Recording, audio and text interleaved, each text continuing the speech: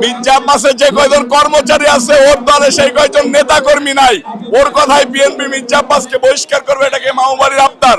আমার কাছে সুস্পষ্ট ইনফরমেশন আছে, ইরা নীলক্ষেতের মতো ব্যালট পেপার ছাপিয়েছেন। এসব পাগল, নেশাখোর, মবকারী এদের কথা আমলে নেওয়ার মতো বিএনপির নেতা কর্মীদের সময় নেই। নিজেদেরকে নিজেরা ডিম মেরে মব সৃষ্টি করে। আপনারা কি কখনো দেখেছেন ডিম মেরে মানুষের মাথা ফাটাই দেওয়া যায়?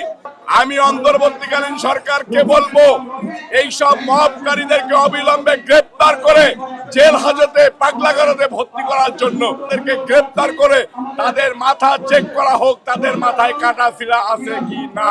এটাকে যদি আপনারা বড় সমাবেশ বলেন তাহলে আমরা বড় করবো যে আপনারা সমাবেশ কম দেখেন। সমাবেশ বিএনপির ভারপ্রাপ্ত চেয়ারম্যান জনাব তারেক রহমান সাহেব যেখানে যাচ্ছে সেখানে জনসমুদ্র হয়ে যাচ্ছে। বিএনপির প্রার্থীরা যেখানে যাচ্ছে সেখানে জনসমুদ্র হয়ে যাচ্ছে। মির্জা আব্বাস ঢাকা ৮ আসনের ক্যান্ডিডেট, উনি বলেছে আমি একটা মিছিল করব। উনি এখনো স্পটে আসে নাই, কিন্তু হাজার হাজার লোকের লোকারণ্য হয়ে গিয়েছে। আপনারা ইতিমধ্যে দেখেছেন অন্য দলের প্রার্থীরা যেখানে যায় ৫-১০ জন লোক পায় না, রাস্তার ফুটপাতে দাঁড়িয়ে নিজেদেরকে নিজেরা ডিম মেরে মব সৃষ্টি করে।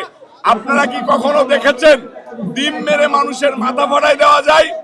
আমার কাছে ইনফরমেশন আছে, রং লাগিয়ে মাথায় ব্যান্ডেজ করে ঘুরে বেড়াচ্ছে। আমি অন্তর্বর্তীকালীন সরকারকে বলবো এই সব মবকারীদেরকে অবিলম্বে গ্রেফতার করে জেল হাজতে পাগলাগারদে ভর্তি করার জন্য। আর না হলে অন্তর্বর্তীকালীন সরকারকে বলবো তাদেরকে গ্রেফতার করে তাদের মাথা চেক করা হোক, তাদের মাথায় কাটা ছিলা আছে কি না।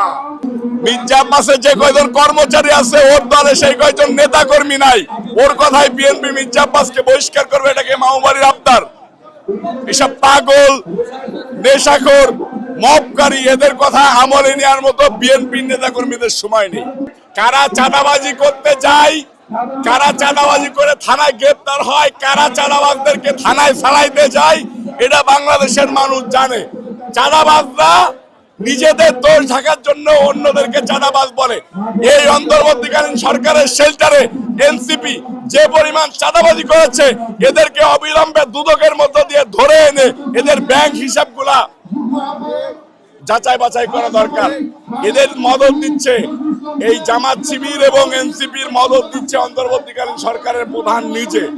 আমার কাছে সুস্পষ্ট ইনফরমেশন আছে, ইরা নীলক্ষেতের মতো ব্যালট পেপার ছাপিয়েছেন। একদম সুস্পষ্ট ইনফরমেশন আছে যে ব্যালট পেপার ছাপাইছে, সেই ব্যালট পেপারের মধ্য দিয়ে তারা বোরকার ভিতরে করে ১২ তারিখে এক একজনে ২০টা-২৫টা করে ভোট দেবে। সারা বাংলাদেশে এই হুবহু ব্যালট ওদের কাছে পৌঁছে গেছে। ব্যালট পেপারে, সরকারের ব্যালট পেপারে নাম থাকবে যে কোন প্রিন্ট থেকে ছাপা হয়েছে, ওরা সেটা জেনে সেই প্রিন্টের নাম দিয়ে একইভাবে মনে করেন একজন ডুপ্লিকেট ব্যালট পেপার সেম স্টাইলে ছাপায়ে সারা বাংলাদেশে এটা দিয়ে দিচ্ছে। এই কারণে তারা কনফিডেন্স পাচ্ছে যে আমরা তো জাল ভোটের মধ্য দিয়ে সরকার ক্ষমতায় করে চলে আসতেছি। এখন মব সৃষ্টি করে যতটুকু আলোচনায় থাকা যায়।